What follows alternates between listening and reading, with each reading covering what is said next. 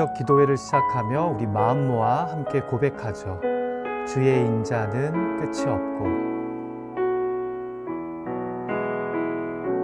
주의 인자는 끝이 없고 그의 자비는 무궁하며 아침마다 새롭고 늘 새로우니 주의 성실이 큼이라 성실하신 주님 주의 인자는 끝이 없고 그의 자비는 무궁하며 아침마다 새롭고 늘 새로우니 주의 성실이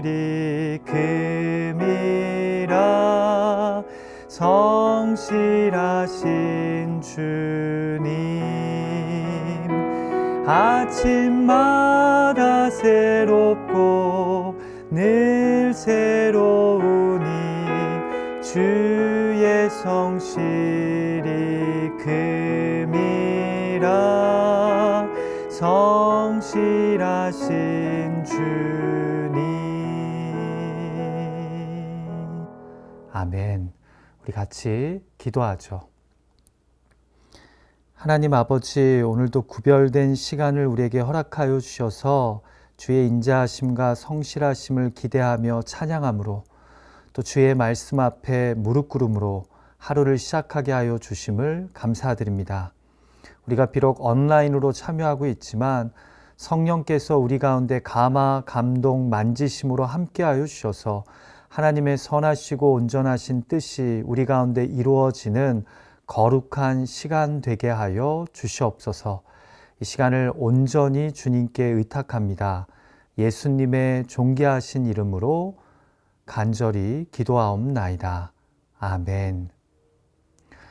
우리 새벽 기도에 함께 하시는 여러분들 한 분 한 분을 주님의 이름으로 환영하고 축복합니다. 이 시간 우리에게 주시는 하나님의 말씀 제가 봉독합니다. 잠언 7장 1절에서 9절의 말씀입니다. 잠언 7장 1절에서 9절의 말씀을 제가 봉독할 때 여러분 마음으로 귀로 함께 해주시기를 부탁드립니다. 제가 읽습니다. 내 아들아, 내 말을 지키며 내 계명을 간직하라.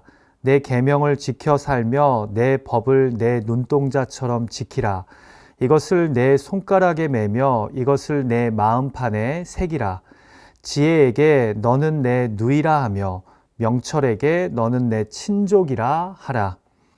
그리하면 이것이 너를 지켜서 음녀에게 말로 호리는 이방 여인에게 빠지지 않게 하리라. 내가 내 집 들창으로 살창으로 내다보다가 어리석은 자 중에 젊은이 가운데에 한 지혜 없는 자를 보았노라. 그가 거리를 지나 음녀의 골목 모퉁이로 가까이 하여 그의 집 쪽으로 가는데 저물 때, 황혼 때, 깊은 밤 흑암 중에라. 아멘. 자, 오늘 말씀은 7장 전체가 한 단락인데요. 오늘은 단락의 서론 부분인 1절에서 5절 말씀과 본 이야기라고 할 수 있는 6절부터 23절의 말씀 중 이야기가 막 시작되는 6절부터 9절까지의 말씀만 다루고 멈춥니다. 어떻게 보면 드라마가 막 시작되었는데 이야기를 좀 하다가 급하게 끝나는 느낌입니다. 제가 볼 때는 그냥 오늘 본문으로 7장 전체를 다뤄도 좋았겠다는 생각이 듭니다. 왜냐하면 막 이야기를 시작하자마자 멈춰져서 더 다룰 수 없는 아쉬움이 들기 때문입니다. 또 다른 오늘 본문의 특징은요, 잠언에서 지혜에 대해 이야기하는 1장 8절에서 9장까지의 말씀 중 이제 마지막으로 내 아들아 라는 부모 훈계 양식의 이야기라는 점입니다.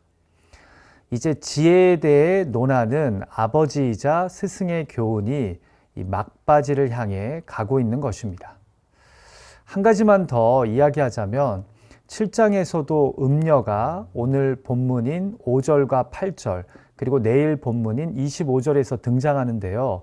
충격적이게도 히브리어 원문에는 음녀를 뜻하는 단어가 단 한 번도 등장하지 않습니다. 5절의 음녀는 히브리어로 그냥 낯선 여인이고요.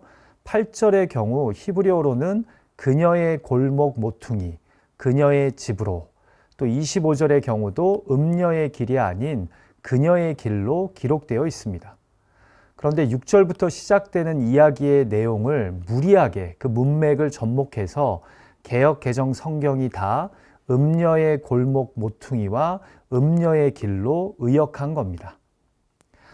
내일 좀 더 살펴보겠지만 오늘부터 시작되는 이 젊은이와 남편이 있는 한 여인과의 잘못된 관계 이야기에서 유일하게 성적 타락을 암시하는 증거는 내일 본문 10절에서 여인을 매춘하는 기생의 옷을 입은 자라고 묘사한 표현 하나뿐입니다. 그러니까 이 표현으로 인해 우리는 젊은이를 유혹하는 여인이 성적으로 문란한 남편이 있는 여인임을 확인하게 되는 겁니다. 자, 제가 이 이야기를 하는 이유는요, 지금 2장과 5장, 그리고 어제 살펴본 6장과 오늘 본문 7장에 등장하는 음녀나 음란한 여인을 해석함에 있어 우리가 이것을 단순하게 성적 타락으로만 보기에는 해석상의 문제가 있다는 말을 하고자 원했기 때문입니다. 그래서 제가 줄기차게 주장하고 있듯이 잠언 앞부분에서 아버지가 아들에게 권면하며 이야기하는 음녀나 음란한 여인을 단순히 성적 유혹과 죄악의 관점으로만 보지 말고 좀 더 상징적인 의미로 볼 필요가 있다는 겁니다. 자, 물론 아버지가 성적으로 쉽게 미혹될 수 있는 젊은 아들에게 하나님을 경외하는 지혜자로서 이런 유혹에서 스스로를 지키라는 의미의 해석도 충분히 가능하지만 말입니다. 그런데 그러기에는 특별히 개역개정 성경의 번역상에 애매함이 있다는 겁니다. 그래서 우리가 잠언에 등장하는 음녀나 음란한 여인을 1차적으로는 성적 유혹과 타락의 대상으로 볼 수 있겠지만 동시에 그 이상의 의미, 곧 여성 명사인 하나님의 지혜로부터 우리를 멀어지게 만드는 미혹의 대상이나 우상을 뜻하는 의미로 이 음녀나 음란한 여인을 보는 것이 필요하다는 겁니다. 단지 그런 미혹하는 존재의 강력함을 시적으로 묘사하기 위해 아들에게 젊을 때의 가장 큰 유혹일 수 있는 성적 이미지를 동원한 것이 아닐까라고 생각됩니다. 이런 성경학자들의 다양한 관점이 있다는 것을 여러분들이 이해하고 오늘 본문을 보실 필요가 있다는 겁니다. 자, 이제 본문으로 가볼까요? 1절을 보면 내 아들아 하며 시작된 앞선 단락들과 매우 유사하게 시작됩니다.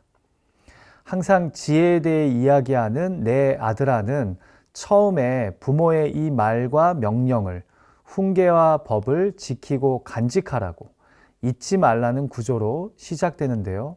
오늘 본문 1, 2절도 내 말을 지키며 내 계명을 간직하라고 말하면서 시작됩니다.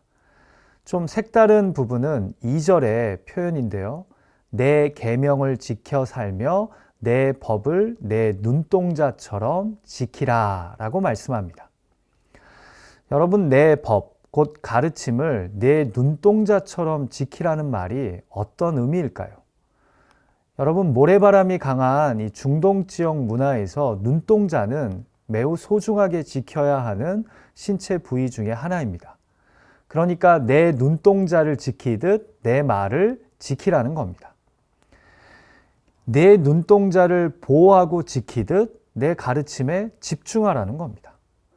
더불어 우리는 어제 본문에서도 아버지가 젊은 아들에게 아름다움과 화장한 눈꺼풀에 홀리지 말라고 이야기한 것처럼 지혜를 지킨다는 것은 어떻게 보면 내 눈을 지키는 것을 의미합니다.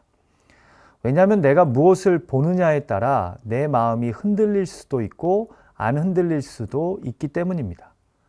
그래서 내 눈을 지키는 것이 곧 하나님의 말씀을 지키는 길이요.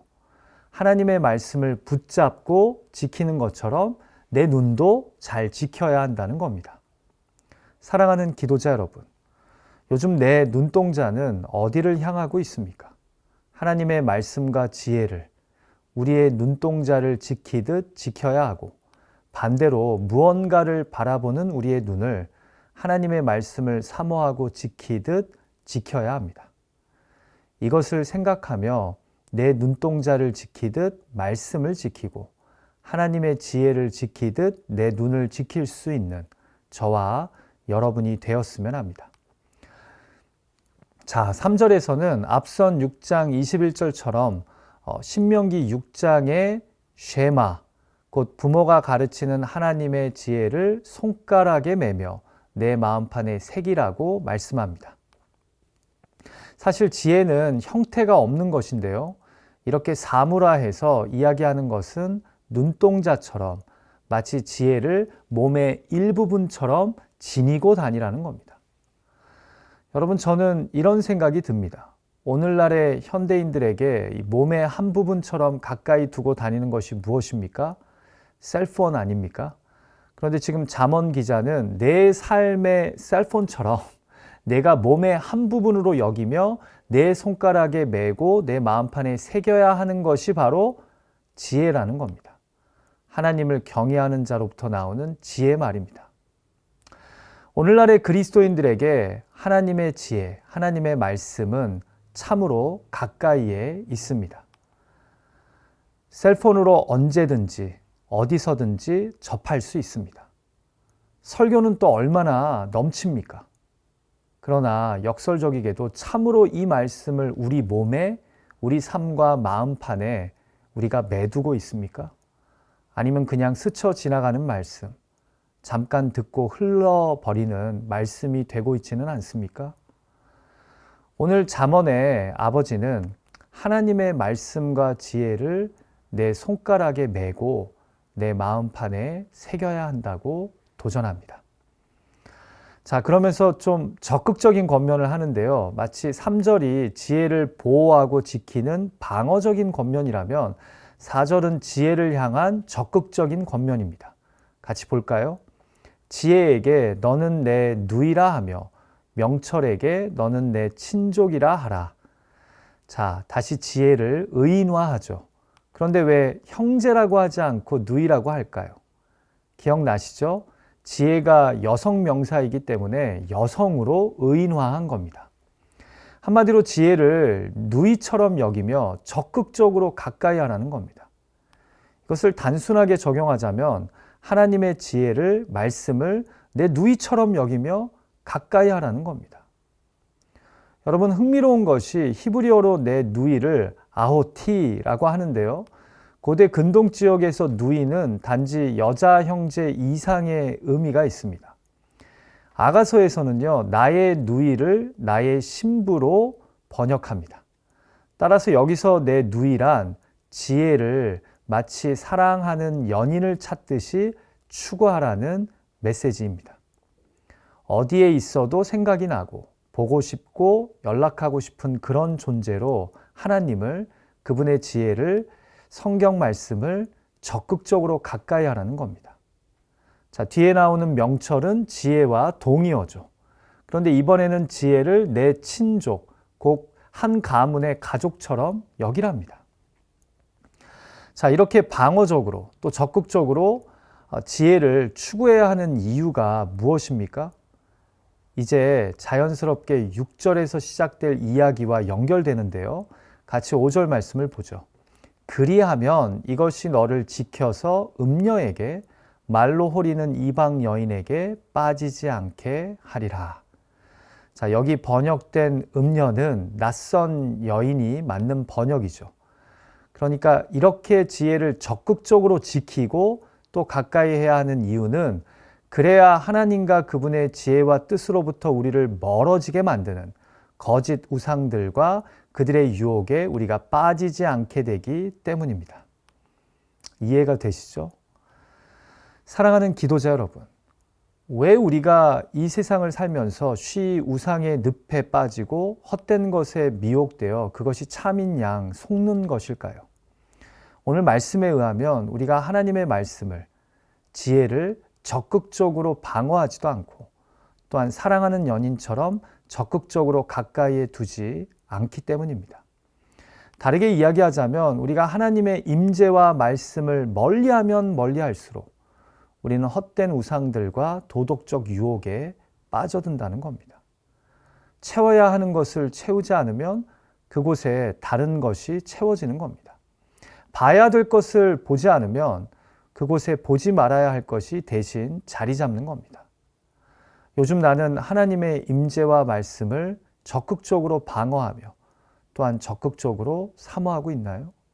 마치 남녀가 사랑하듯이 말입니다.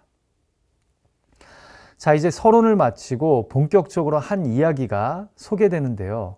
6절을 보니까 아버지, 곧 지혜 선생이 1인칭 화자가 되어서 이야기를 소개합니다. 내가 내 집 창가에서 창살 문으로 거리를 내다보니 한 어수룩한 젊은이들 가운데 한 지혜 없어 보이는 젊은이가 보이더랍니다. 자, 이 남자가 바로 우상인 음녀에게 홀릴 남자겠죠. 그래서 화자는 이 남자가 지혜 없는 자라고 소개하는 겁니다. 그런데 그가 어디로 갑니까? 8절을 보니까 히브리 원어로 번역하자면 그녀의 골목 모퉁이로, 그녀의 집 쪽으로 갑니다. 여기서 그녀란 바로 이 지혜 없는 젊은이를 유혹한 여자겠죠. 그런데 마지막 9절의 표현이요, 매우 시적입니다. 그 젊은이가 그녀의 골목 모퉁이로 그녀의 집 쪽으로 갈 때 시간은 마침 해가 지고 땅거미가 깔리는 깊은 밤, 곧 흑암이었답니다. 자, 제가 왜 아까 설교를 시작하면서 아쉽게 오늘 본문이 끝이 난다고 했는지 이해가 되시죠? 당장 내일 본문을 찾아 읽어보고 싶지 않으십니까? 그런데 이야기가 여기서 멈춥니다. 자, 여러분, 지혜 선생인 아버지의 암시는요, 사실 이 부분만으로 충분합니다. 이 어리숙한 지혜 없어 보이는 젊은이가 먼저는 가지 말아야 할 그녀의 골목 모퉁이, 그녀의 집 쪽으로 갑니다.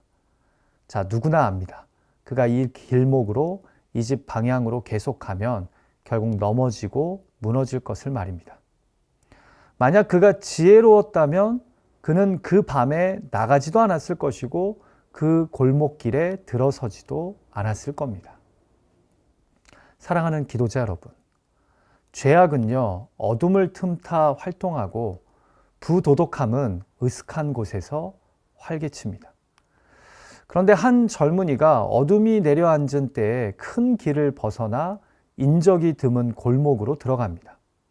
큐티 책자의 묵상글처럼 그곳에 유혹이 기다릴 것을 몰랐어도 어리석은 행동이었겠지만 알고 갔더라도 스스로 파멸의 길로 들어선 셈이니 더욱 어리석은 선택입니다. 이제 어떤 일이 벌어질지 우리는 쉽게 내일 본문을 상상할 수 있습니다. 사랑하는 기도자 여러분, 어둡고 으슥한 곳을 멀리하고 그곳에서 일어나는 일들에 연루되지 않도록 주의하십시오. 별일 없을 거라고, 괜찮을 거라고 생각하고 어둠으로 옮기는 그 몇 걸음 때문에 돌이킬 수 없는 죄와 위기에 빠질지 모릅니다. 요즘 나를 끌어당기는 어둠은 무엇입니까? 아예 관심도 눈길도 주지 않는 것이 바른 대처입니다. 이것을 오늘 잠언의 이야기는 우리에게 가르치는 것입니다. 같이 기도하죠.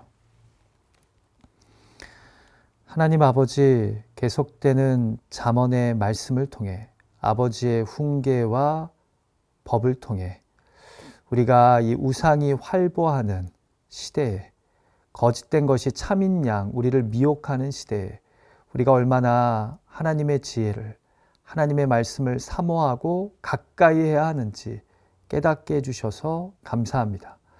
하나님, 오늘 주신 말씀을 되새기며 우리가 우리의 삶을 돌아보기를 원합니다.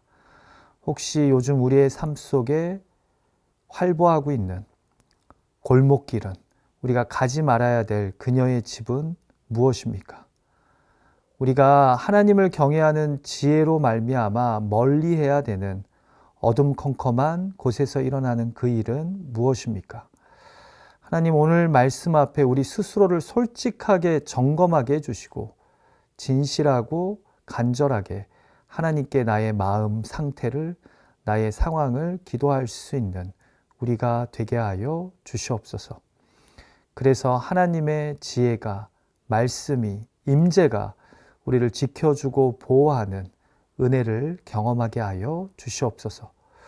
오늘 주신 말씀을 가지고 진실하게 기도할 때, 또 개인의 의탁의 제목, 간구의 제목들을 하나님께 아뢰 때 하나님 우리의 기도를 들으시고 하나님을 경외하며 의탁하는 기도의 내용들 가운데 아름답고 선하게 응답하여 주실 것을 믿습니다. 바른 길로 우리를 지도해 주실 것을 믿습니다.